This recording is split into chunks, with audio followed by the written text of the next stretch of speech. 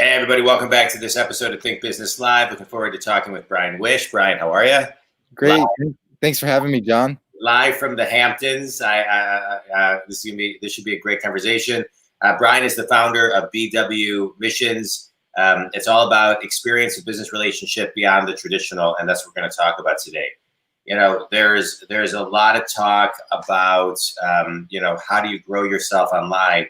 But really the way I want to talk to you today, Bryan, is because this is really your niche, is taking experts and turning them into thought leaders. And that's different than just branding. That's a higher frequency. It's a higher vibration because it takes a lot of work. It takes a lot of content. It takes a lot of discipline to kind of keep that going. So, being a company that turns experts into thought leaders, just kind of talk about what that means to you guys as a company. Yeah, absolutely. I think this is a lot different than just, as we talked about before the show, than personal branding, because it takes a lot of thoughtful planning and expertise in a given area for the types of people that we work with, who might be in behavior design, management, and business leadership. These different areas with extreme focus, and understanding someone's message, how to share it in a way that's appealing across different platforms, and how to build and activate an audience around it with very intentional outreach and messaging that's very authentic. And so I think it's different than just the regular personal brand, because we're not just throwing things out there to kind of show up online. It's done with a very careful curation. Yeah. So I think somebody who's listening may say, okay, well, what's the difference? What's the nuances of what you're talking about? And one of the things that, one, I'd like to know that, but two, it's, talk a little bit about, activating a community. Because I think, there's a lot there. And I think sometimes people don't necessarily know what activating a community means. And I think sometimes a community may just be a small handful of people. So, what does that mean to you guys, and what should that mean to the person listening? Yeah. So I think, one, just at a high level, you can't have a community without great content. I think a content feeds a community, and a community is built by a shared higher level value and goal and a mission. So for these people that we get to work with, they all have a message. And the idea is, for that message to be heard, you need to assemble a tribe around that message, so those people can go share that message for you on your behalf. So then you can get more followers and one-on-one interactions. Now, in terms of how do you interact with the community, it's a really good question. So it's about assembling the audience on these different platforms, driving people to email, building followers on LinkedIn, on Twitter. And then the people who engage with your post, think of those as people as already warm, like they're in your basket of the people who already care about you and what you have to say. Yeah. And then, okay, how do you get in touch with them, and what's the action you're asking them to do? So that could be direct messages off a post. That could be an email that you send for them to take action. But first you have to build the audience and think about, why am I reaching out to them?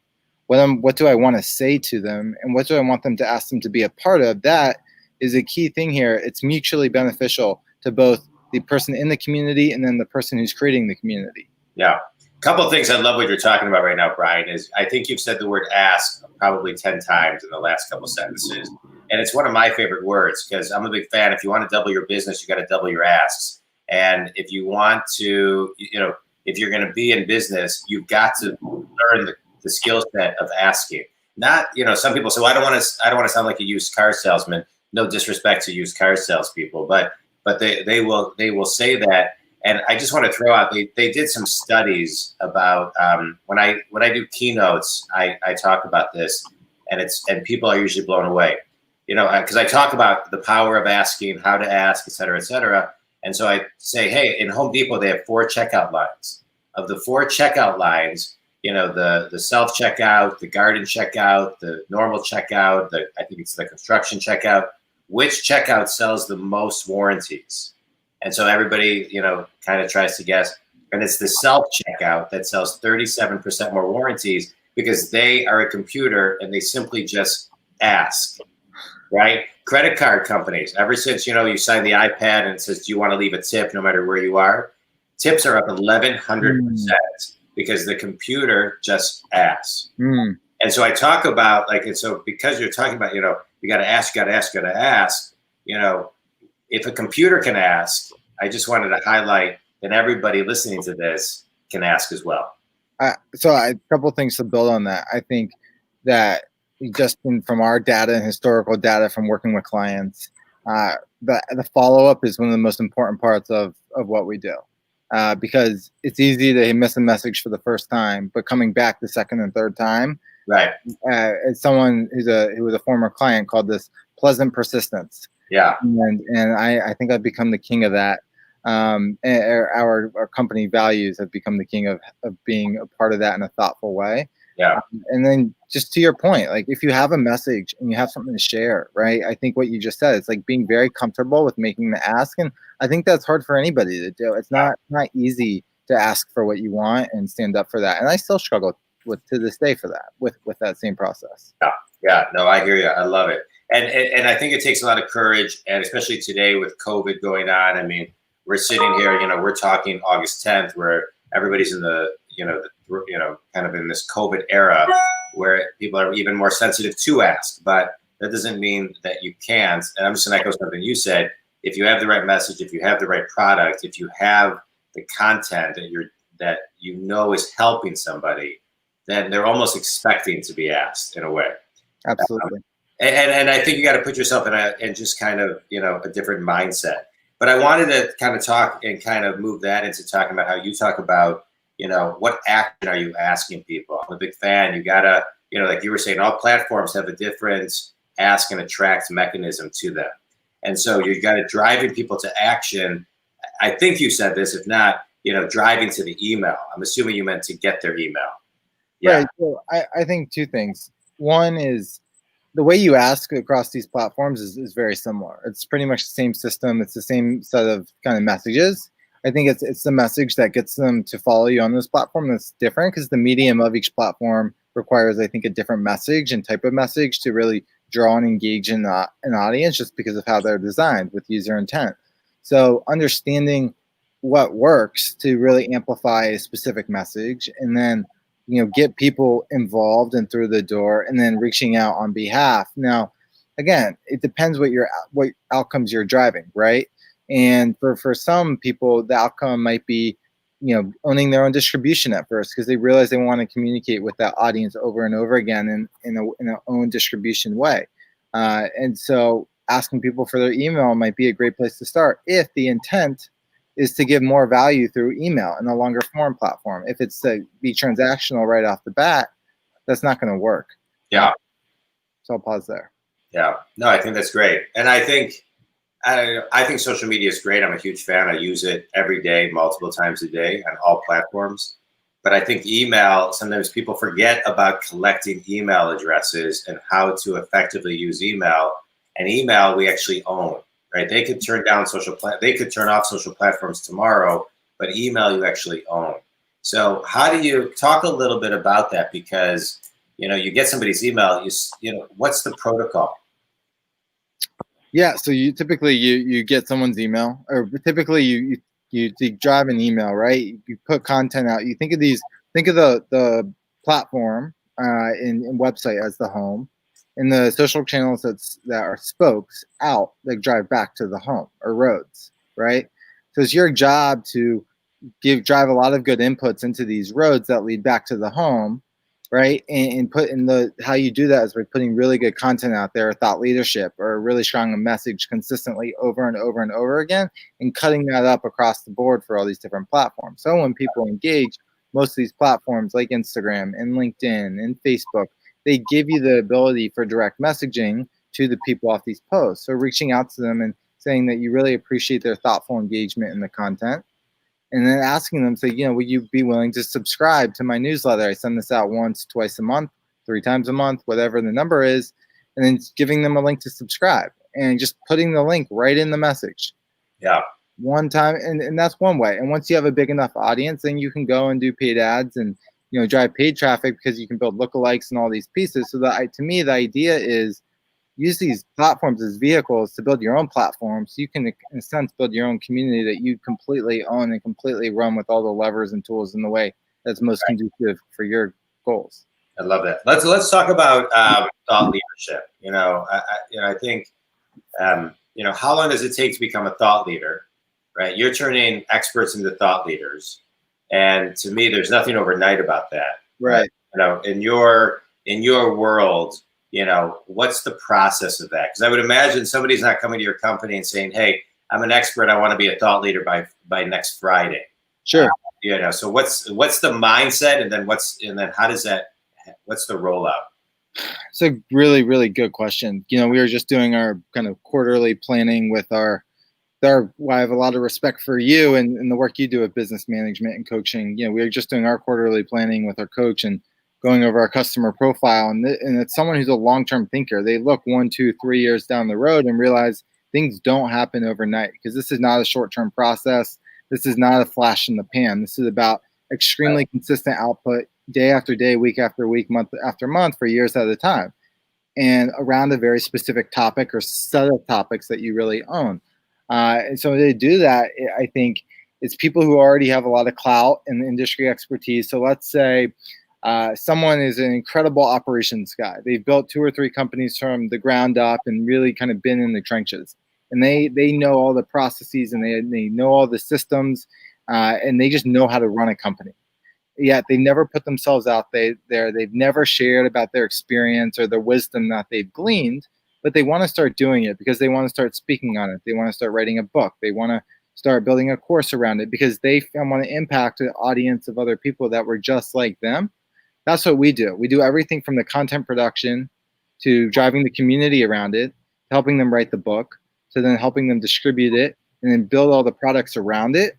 So we can, if we can help someone who wants to share a message, we can help them with the product suite from A to Z. We're even doing podcasts now. We're doing a lot of different things just to distribute and amplify a message. And then we're helping on the product creation side around that message. So we're trying to build a toolkit for a thought leader to be able to do everything. And this takes years and years and years and years. Yeah, it takes years. Right. I love the statement. It takes 3 years to be an overnight success. Or right? 2 minutes.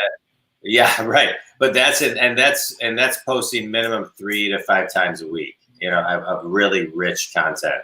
Yeah. And another thing too, just to add to that, is when people think of someone who's a thought leader or someone who's really respected for a message, they respect them, and just from doing this thousands of times already and seeing this across the board, it's because of the richness in the message that's shared.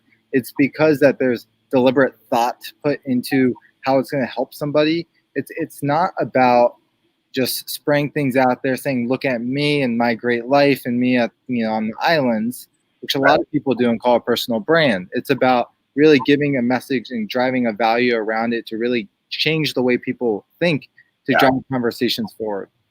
Yeah, no, I couldn't agree with you more. Let's dive in a little bit more into content, because I think that's really important. I mean, what is, when you talk about rich content and content, like what is that? I think people sometimes get confused. It's a double question. A, what's the content? And then B, how often do you need to be producing new content?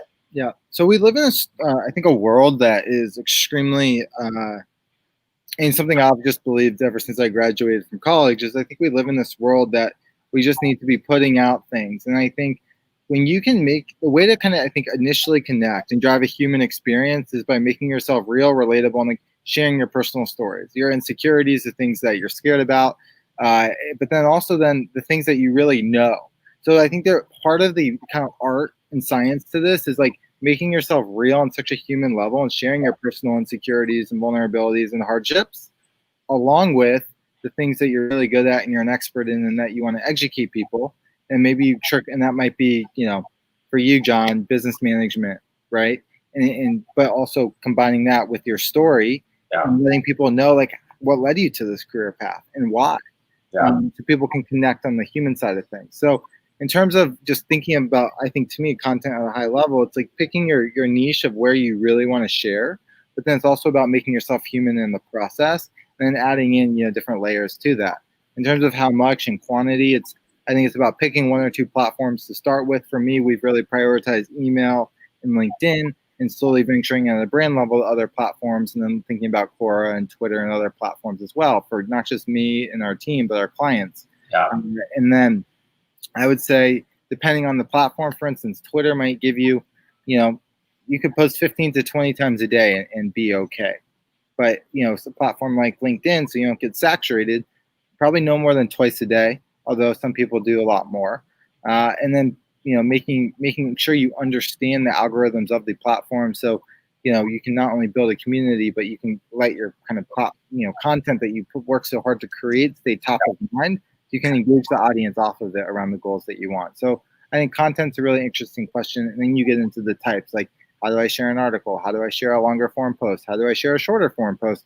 And then what's the outcome of the post itself? Like what's the strategy behind the aggregate content strategy, but how can you use a single post to really create a ton of action around it, and what's the strategy there? So I think it's really having a strategic mindset both in the short and the long term, and how that couples down to each individual post and set of goals is extremely important as well. Yeah, I love that. I love that breakdown.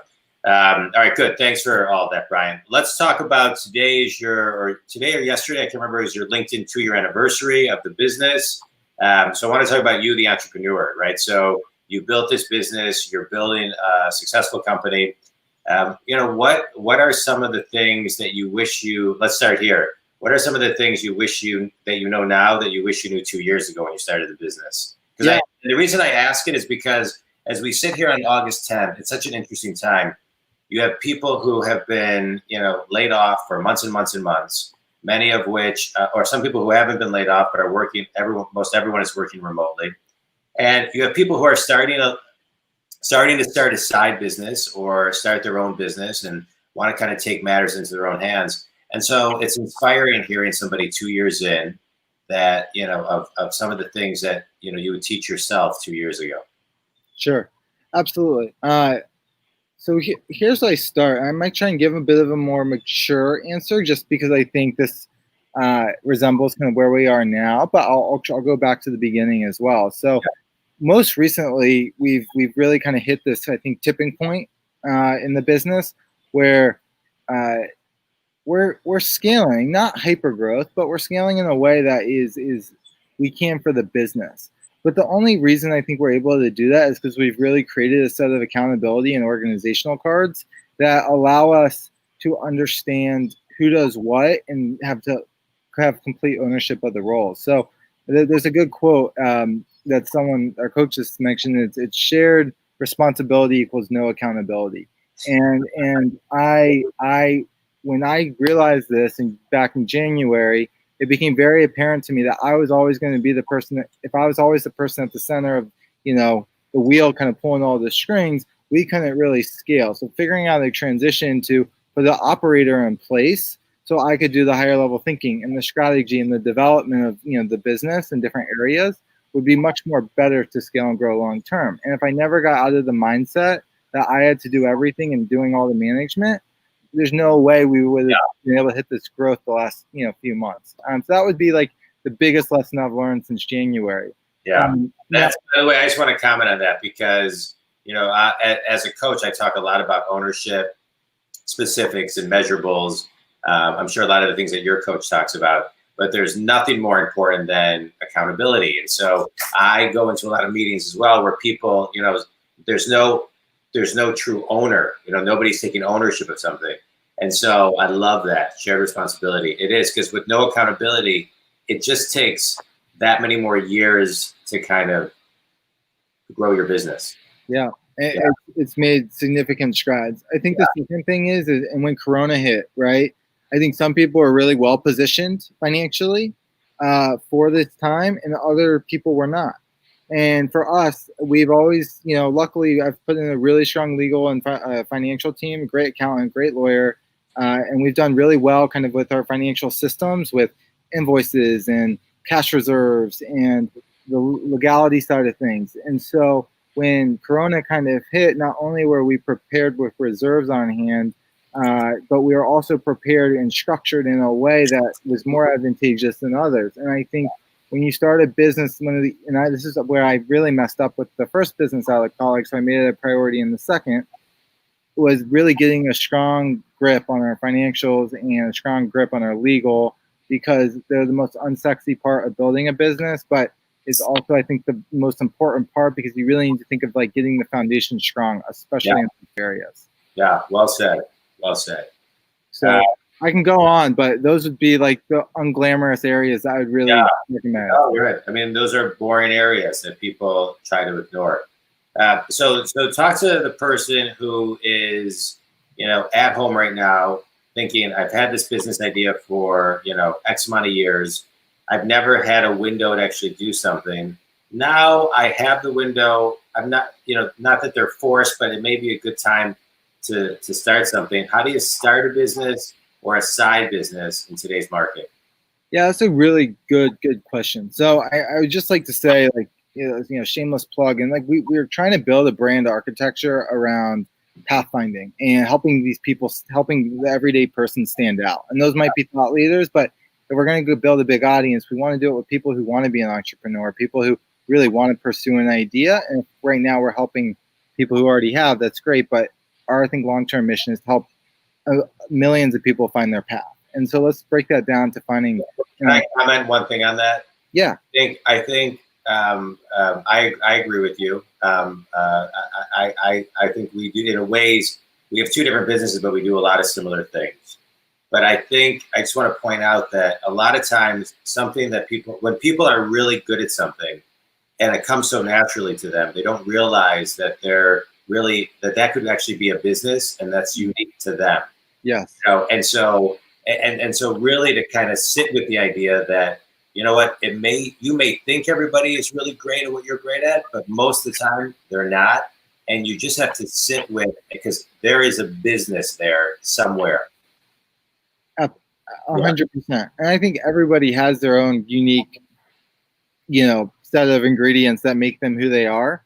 And that is your superpower at the end of the day, to fuel whatever idea you have. That might be similar to someone else, but it's unique because it's you. And so what I'd say is if someone has a kind of an idea that they've been kind of sitting on for a while, I think one of the most overlooked things is really kind of talking to the people who would use it. And I know this is just rudimentary kind of startup 101, but something I did early was I had our first client for a year. I knew after that ended, I would be on my own again. So technically it was the first client, but it was my full-time job for me to run 6 or 7 different areas of his life and brand. But I knew I had, 12 months to figure it out. And in that process, I interviewed probably, 14 to 15 people who could become potential clients or would be a customer profile, I thought, and really, really, really asked questions, drove into the needs, understood what they wanted and like who they were. So that way we could put design from a visual perspective, a messaging perspective, a product perspective around what they needed. And I think it is a great time to start a business. It's a phenomenal time to start thinking about it while you have the downtime and can ask yourself the hard questions in the mirror. But do yourself a favor and ask yourself the hard questions to figure out who the people are that would consume and buy. And that's how I lost all my money on the first startup I did. I saw my bank account evaporate after 2 years because I never had a plan from the beginning. So do the work early, set the plan, and find your customer first and build around them. Yeah. Yeah. I mean, you got to plan, and you got to plan around the customer. There's got to be a pain that you answer. I mean, you can have a great idea, but if nobody's going to buy it, sometimes I see a lot of people run into that issue as well. But the highlight of the planning is the key, because if you're really planning, then you're weeding a lot of that stuff out, and you're exploring and you're diving deep into all of it. So no, I think that's great. That reminds me of, I mean, before I started this business, I wanted to start my business since I was 18 years old. I have like many business plans, but then created about a 60-page business plan before I got started. And even like what I would say to the press when I was interviewed before I even started and launched the company. So I think it's really looking at so many different levels and really diving in deep.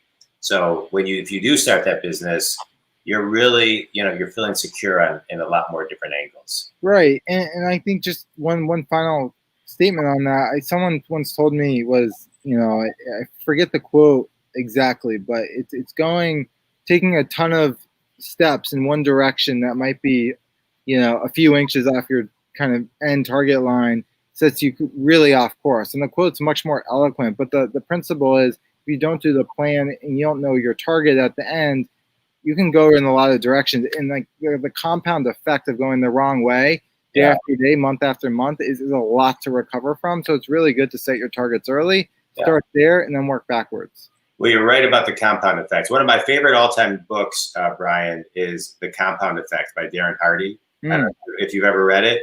No, I love the principle of it, but I haven't read it. It's a great book. It's an easy read. It's a great book, and it's solid. All right, Bryan, you ready for the speed round? Well, I can't wait. All right, favorite book and why? Start with why, because I think it forces you to ask why. By Simon Sinek. And Simon's second book, The Infinite Game, is is also a great read. Yeah. On the long-term game. Love everything he does. Yeah, me too. Best piece of wisdom somebody ever gave you? The extra mile is never crowded. That's a good one. That's a really good one. Yeah, that's a good one. Fast forward 100 years, what's your legacy? We help millions of people find their path in the world. I love it. Tell everybody how they can get a hold of you. Tell everybody your ideal client, how they can get a hold of you, and anything else you want to share. Sure. You can find me. Go to bwmissions.com. Feel free to subscribe on the website. And you can email me, Bryan, B-R-Y with a Y, A-N, at firstname.lastname.com. Ideal client, I mean, whether you're an ideal client or not, I would say if you have a message and you have something to share, put it out there and do it in a value-driven way, because you're going to help more people than you realize, and the stories, you'll hear about it years later and not even realize the impact you had. So I think what I'd love to leave you with is, just be vulnerable, share what you have to say, and really have care for the audience at hand. It's great. Bryan, keep on turning experts into thought leaders and doing the magic that you guys do at your company. I appreciate you sharing all the wisdom and your thoughts today on Think Business. And I'm glad that we got introduced. We should probably give Mandy a plug because we got introduced. I don't even know how to plug it right now. Do you? Mandy put together a virtual conference and slaved away for hours and hours and hours to bring some incredible people together. So, Mandy, thank you for all your help. And if anyone wants to be a part of her event, I'd say reach out to me or John and we'll make an intro. All right, good. All right. Thank you, Bryan, very much. I appreciate it. And thanks so much. Have a great rest of the summer and a great time at the Hamptons. And congratulations on your work anniversary. Oh, thank you. Well, I appreciate your help, and we'll talk soon. Thank you. Yeah, for sure. Thanks, man.